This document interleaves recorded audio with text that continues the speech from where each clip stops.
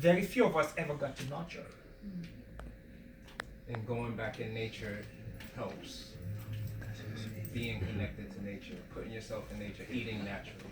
I don't think nobody might ask you this question. But, like I said, I'm 58 years old now. And I had no operations and none of that. So I'm still, I'm healthy. Because the only thing, when I got my checkup, doctor told me. That's what you see. As a doctor, if you told me to tell you the truth, you don't look healthy. Yeah. But let me just add one thing. I eat meat. And I just learning this year that when we conditions and we was brought up and taught, we could go to the supermarket, you marry somebody, that when you get a good wife, she's gonna cook you dinner, make 3 meals every day. So they find beef stew, steak, and all this is red meat. And all of these red meats that they cook and they throw in these supermarkets in the hood, we don't know if they was already had diseases in them. You know what I mean? They throw in these supermarkets and killing. All we know is that when we go in there, oh, it look red and stuff, and it looks healthy, so we buy it. And we put that poison in our system.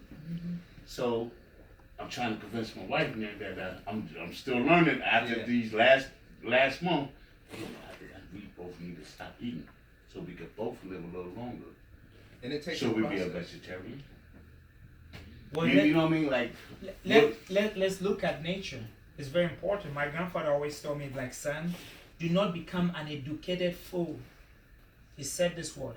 He said an educated fool is one who goes to school, gets maybe to the highest level of education, maybe attains a PhD or whatever, but the common thing, you take a baby cat, a baby rat, a baby raccoon, right within their DNA, when they're sick, they don't go to their mother. Hey mom, I'm sick. Right within their DNA is the knowing on how to heal themselves. The $1 million question is, what happened to us? Are animals better than me and you? And are we better than animals? How many animals do you see overweight? How many animals do you see staying up all night to get, to make an extra money? A lot of the things, human beings, they're the only stupid animals who, in their own mind, they think they're smart. But if they watch how nature operates or whatever, they're gonna see the simplicity. The law of simplicity is within nature. God does not make anything complicated. So the question is, what should we be eating? That is the question you asked. So we're gonna look at how my grandfather looked at it. Like when we go to nature, every single animal that is a meat eater or whatever, they have claws. Every animal that is a meat eater, they have the canine unit. The meat eaters, they all have short intestines. And we have the opposite of that. Us as human beings, we have long intestines. We don't have canine unit. We don't have any claws. Every meat eater, guess what? They tear it and eat it. Meaning we cut our meat, we cook it, or whatever. We season it. And the only reason we eat meat is because of the seasoning. If I brought raw meat and I gave everyone here who eats meat, they're not going to eat it. The reason being why? Because we're not meat eaters. So that alone is not, oh, doctor, are you telling me to be vegan or to be vegetarian? It's to look, every animal eats according to their type. The elephant, see how big it is? The cow. It's vegan, it's vegetarian, it eats, grass. Look at the rhino. Let's look at the cow. We've just been conditioned. They know they don't have canine unit, so they're eating according to their specification. Every animal is eating according to specification. So you be the judge as of what you should be eating. If you're eating contrary to what you are, can you tear your own meat? My wife and I were in California, so we did a potluck. We had some friends who had farms or whatever, so we had some other friends that we brought. They're like, oh, I'm bodybuilder, I have to have meat. So what we decided was to bring, or whatever, we brought some chicken. We brought some live chicken and we brought some goat. So when they were serving the food or whatever, the people said they ate meat, we handed them goat and everyone took off running. Oh my God. I said, why are you running? I just wanted to prove a point. If you eat meat, you should be able to bite it and eat. They'll be like, oh, no, we don't eat it like that. I'm like, oh, how do you eat it? You want to kill it. But you also have to understand what my grandfather said. Have you ever lost anyone in your life? Whom did you lose? What you mean, like human being? Yes, human being. Lost my mother. Oh, you lost your mother. Why didn't you eat your mother? You see, everyone is like, oh my God. I see the brother's face like, nasty. But guess what? Do we eat the cow alive or we eat it dead? So everything that's dead has to be buried.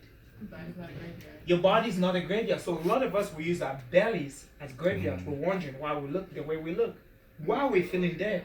Yeah. Everything, if we want life, we must put life within our bodies. So a lot of us, we're eating a lot of dead things. Did I answer your question?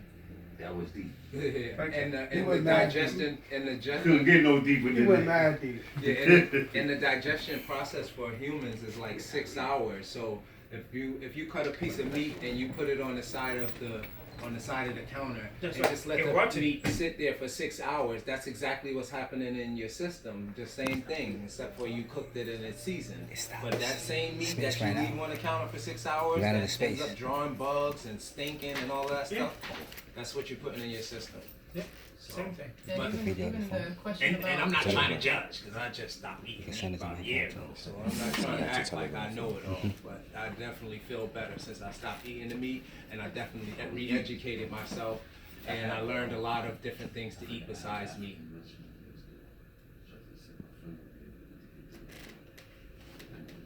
Okay. Because I wanted to pass it on to Yeah, yeah, everybody. yeah. To the community. Yeah, He knows he has a community. yeah, yeah. So I wanted to Yeah. even the question that you asked about, like, is it expensive or anything? One ambulance ride is like 500 to 700 or more. 1,200. It's More. 1,200 now? In Yeah, New probably York up City? here. Yeah, New Yeah. York City. And that's not even to get any type of treatment. That's just to get to the Some hospital. people for are them to look at you. dying so they don't have to call an ambulance. They'd Right. rather die. Like Right. they're like, nah, I'm not gonna. Yeah, It costs they- too much. They'd rather sit there and bleed out. And the problem with our people, we wait until it's too late, until we're having to go to the hospital, be like, oh, maybe I should try something different. That the doctors, maybe, maybe they don't know. And You know, I let's think catch things late. yeah, and I think like that's one of the things that benefits with when you deal with us is a lot of the stuff is preventative. We can literally fix your issue before you have the issue. Right. You Especially cannot when have you start getting early signs. yeah, when you start seeing it, by the time you start seeing it, it's usually late. It's already too late. And if you start seeing it and you don't have anything to do about it, then it's definitely gonna be too late. And even a lot of the illnesses, we think the diseases, they're not. They're just something, which is called lifestyle. From the blood pressure that you have is your ability to not know how to discipline what you put in your mouth. If you show me someone who has any disease, and I'll show you someone who has no discipline, who don't understand what food is. The question we must ask ourselves, like, what is food? Do you know, I was speaking at Harvard and I was asking some of the students, I was like, what is food? Most people don't know what food is. They've never asked themselves that question. What is food to nourish the body? Okay, so you can't take anything that's dead and put it in your body and think that is food. Food is that which nourishes the body. You can see the cow, you can see the horse, you can see them, that what they're eating actually is nourishing their body somehow. Okay, have you written a book on how to tell people how to eat food, the proper? Guide to the becoming. I wrote a book, it's called Guide to Becoming a Vegan. Yeah, I do have a book. I do. Alright, so I'm gonna need some of that here. I have a showcase here. Okay. So we can put some things in the showcase and I can pass it on. Yeah. My other question was a little personal. My wife is on vacation with her girlfriends right now. They're in Jamaica. Peace, wife. And I really wanted her to be here. But Tag her. Tell her to it come was on it was live. man, listen. She probably watched it. Yeah. But she's in Jamaica and she probably gonna be you might probably be gone by the time she comes back. She comes back Sunday night. Her issue is she had two issues. High blood pressure and thyroid. I know that the main issue with thyroid. So I told her Those are not complications. You see, we've been, indoctrinated so much or whatever. We look at all those diseases, they're mostly just lifestyle. If you show me someone who disciplined, that's why, in ancient Africa, the most, the person they carried on a higher standard was the person who can discipline what they put here in their mouth or whatever. If you want to know how great you are, it's what you put in your mouth. That's how we know greatness. It's not us of how smart or whatever. One who's great, it simply means they've cultivated all the different levels. You're considered a master because you knew how to discipline what you put here. And all these diseases or whatever, the people who've not cultivated a level of discipline Because if you discipline what you put here, then a lot of those diseases, all of those diseases, they're just lifestyle. Did you hear what I said? They're just lifestyle. So they're not diseases. Because if they were diseases, you're not going to see a bear having blood pressure, diabetes, cancer, heart disease. They're not. They're what we're eating. You do not have to suffer those diseases. Nature shows us that. Because if nature has those diseases, then we should be able to have it. But it's because of what we're eating. So when you understand that or whatever, reverse. Beautiful. Yes. That is why she showed you the picture. Yes. You saw the baldness. Yes. You know, when we have baldness in nature, when we have stroke, all those things are the same thing. That particular problem can be seen in nature as drought. You know what drought is? Drought is when there's nothing that grows. Yeah. The way you're going to fix drought in nature, that's how you're going to fix that problem. You have to understand most of the problems that occur within the human body or whatever, those problems are also found in nature. So how do you fix drought or whatever? Is most of the time a lack of water. So for example, if you had to drink a glass of water every single day, right? And you started like, I'm going to just drink half a glass. If you're drinking half a glass, your body's going to shortchange. It simply means you're shortchanging yourself. So the body's going to take this water and distribute it to all the organs that need it the most. Which are the organs that need that water the most? Your legs. You have to what? Walk. Your digestion system has to be, moist. Your eyes have to be moist. Your saliva has to be moist. It's going to be like, oh, the hair doesn't need it that most. It's going to take the water off. If you see a lot of people have baldness, it's what you call chronic dehydration. It's years of shortchanging oneself. Instead of them drinking that glass of water, they've been drinking half. Just like a plant, it doesn't matter how much you love your plant. You're not going to be like, this is the finest wine. I'm going to pour it inside.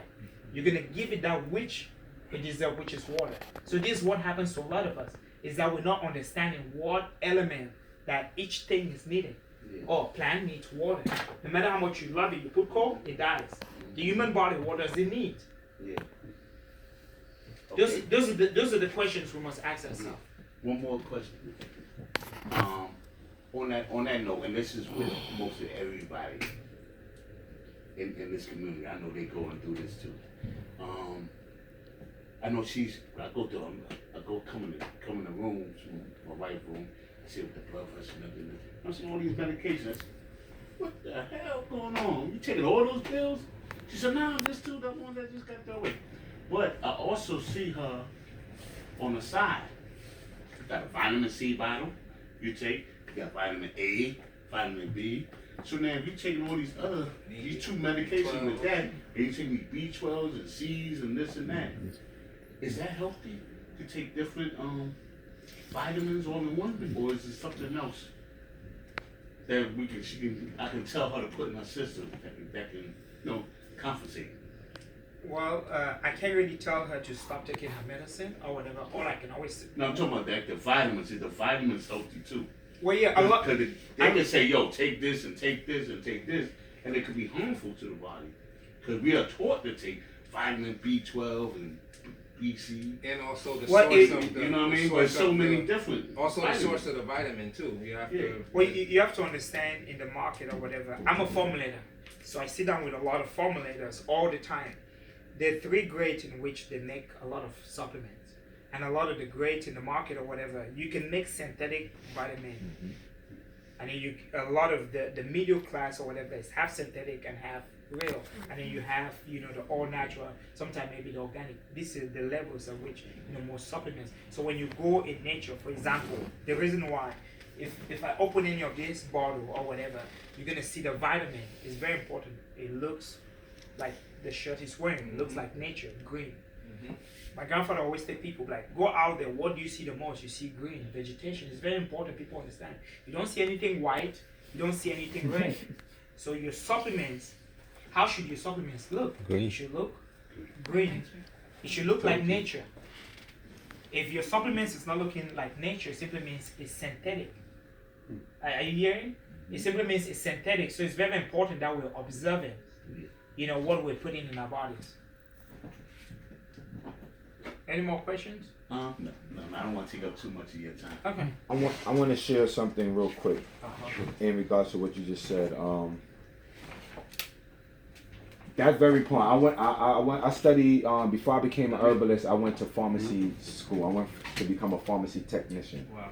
And what you just broke down about the natural, the semi-natural and synthetic, and the synthetic is the same thing with the pH chart. You have your alkaline, your neutral, and your acidic. But most people, since they're living an acidic lifestyle, they go directly to synthetic. They don't even know about the neutral or even the alkaline base. Right. Now, I have a question in regards to just my journey. I've been a vegetarian over 20-something years. I developed and learned this lifestyle growing up in America, in New York. Of course, you know, Panama, where I'm from, we grew up eating natural and whatnot. But I'm talking about the whole vegetarian lifestyle, because back in the days it was called Ital, right? Mm-hmm. It wasn't no vegan vegetarian. It was your Ital is what? Mm-hmm. Vital. Now that I became one of those vegetarians who study show self-approval what I eat, I noticed that the vegan vegetarian culture lifestyle is not necessarily an African-based culture and lifestyle. Because when I meet with most of my African friends, they eat meat. They don't eat. They're not vegetarian. They don't vegan, juicitarian. Like what? What? Can you explain that? Yeah. Of course, it's an African. It originated from Africa. Okay. You're meeting an African that's vegan. Now, No. I am. You have to understand or whatever. A lot of people even talk about even like Ifa. You know about Ifa or whatever. There are two forms of Ifa. Actually, this the real one or whatever they started. They're all vegetarian. You have to understand. Africa is the motherland that taught the world how to eat. They're the teachers of the world. They taught the world everything. Don't mind what is going on. It's just because a lot of these ones that are eating all these things or whatever, they've been lied to. My grandfather was the only vegan I knew. And he lived 105 years old or whatever. So grandfather talked about or whatever that all these people were. But because of the lies, remember they came to steal a lot of our books or whatever. The people who built the pyramids are all vegetarian because they understood the power on how to heal the human body. A lot of the Africans that are coming from Africa or whatever, a lot of them, their great-great-grandparents used to be, but their parents didn't pass them down that knowledge or whatever. That's why I'm still walking that path. So are there few of them that are walking that path? Yes. There's a lot of them that are walking that path or whatever, because Africa is the motherland of medicine.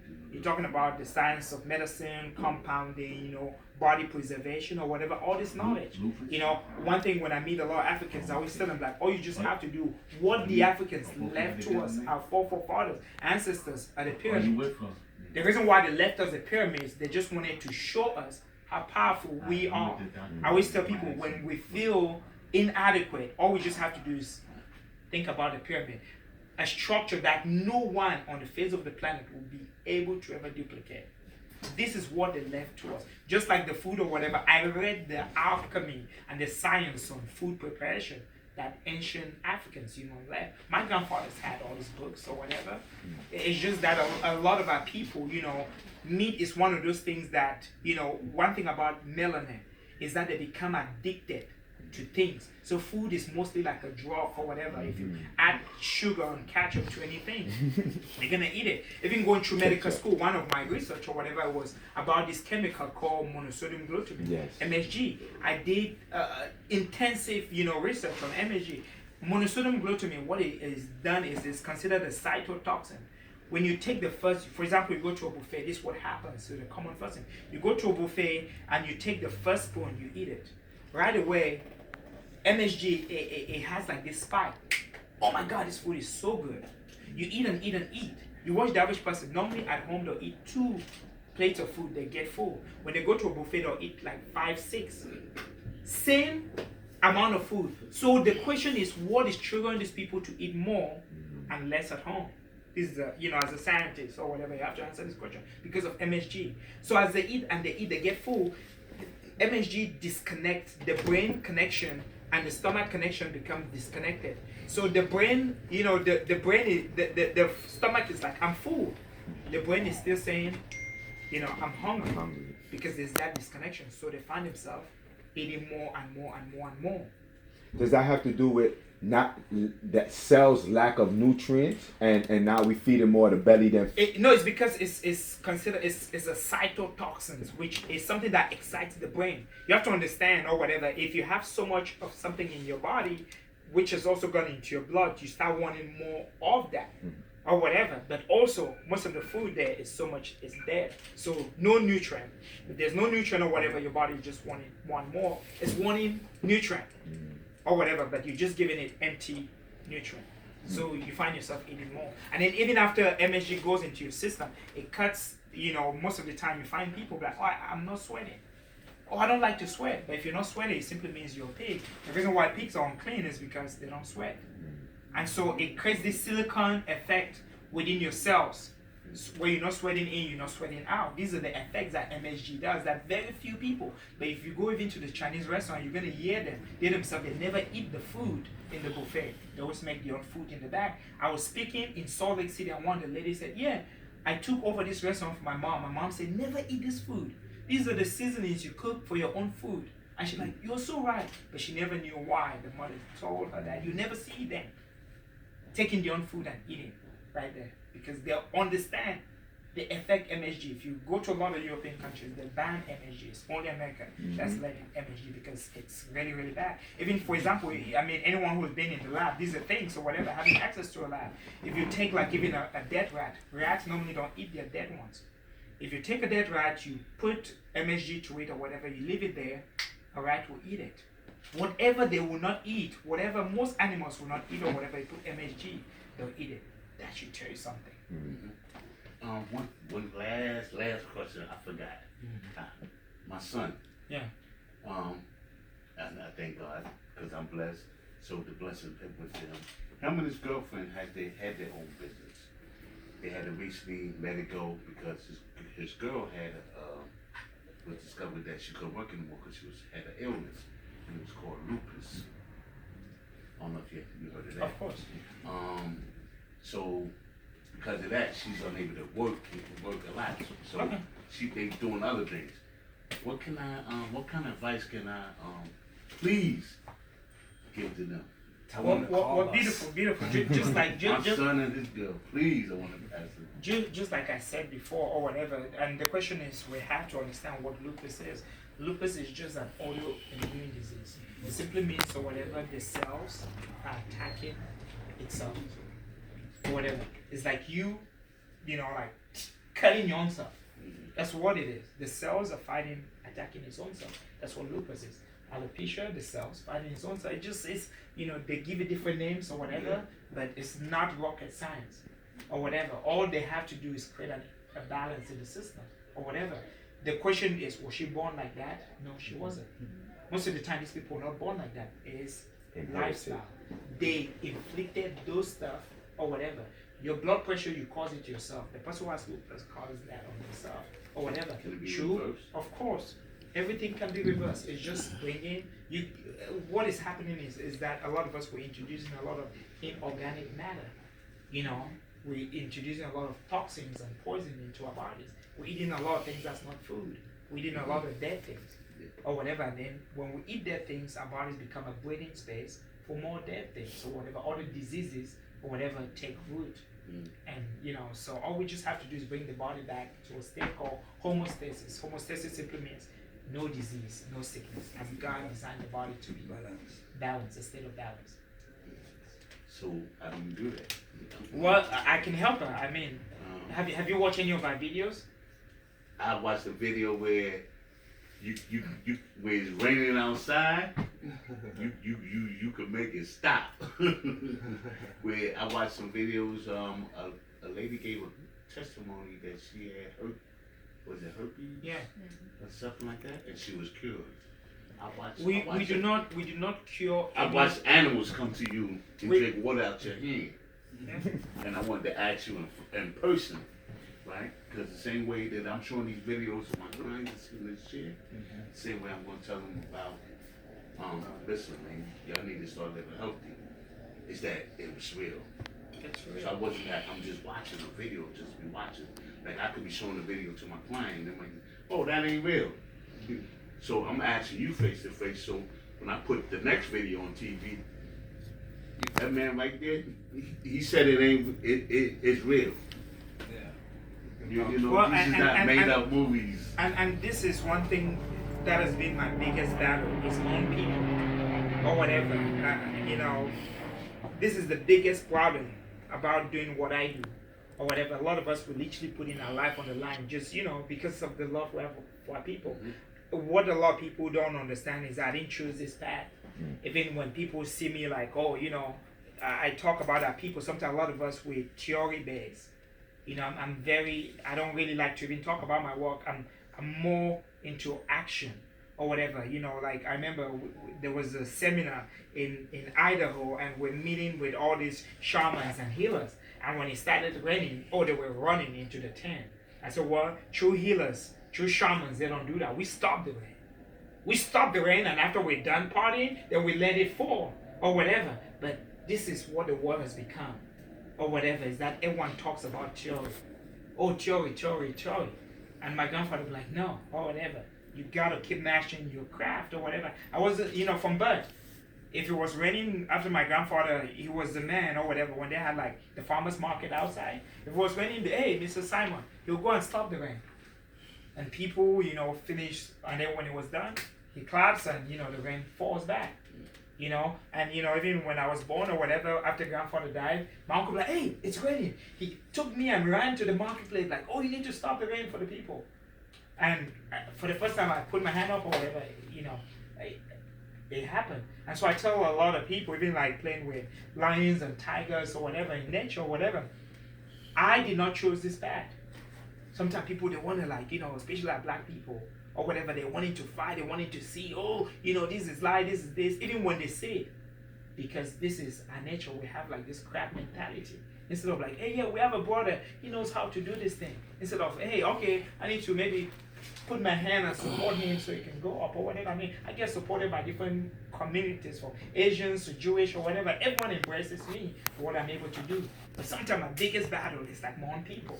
Always. You know, it's like, oh my God, oh, he thinks he knows this or whatever. I'm like, all you just have to do is see my work. Because a lot of people talk. You know, all they have to do is just go online. They're going to say it. Those are things I didn't even think you saw that, but I don't walk around bragging about those things. For me, it's just something that is normal, unless, you know, people run into it. Yeah. What I want to say is we have a sign-in sheet for everyone who's here who would like to get their consultation, because we have to go to another event in Harlem. We actually doing a tour. We at Raw Space Gallery from 6 to about 11 today. So y'all welcome to come. Today is our intro tour. So y'all got the first presentation here. Melly Mel, finally, I told you. And finally, Mel. If anybody would like a consultation, you can put your name, number, and information on here. Queen Isis will follow up on that note. And also, we do have the products here. So if anybody interested in getting their products, you can reach out. While we in town, you should get it while Dr. Kang is around, okay? Highly suggested. You get a whole lot of information. You get a whole lot of healing. A lot of people in our community can feel better. We can help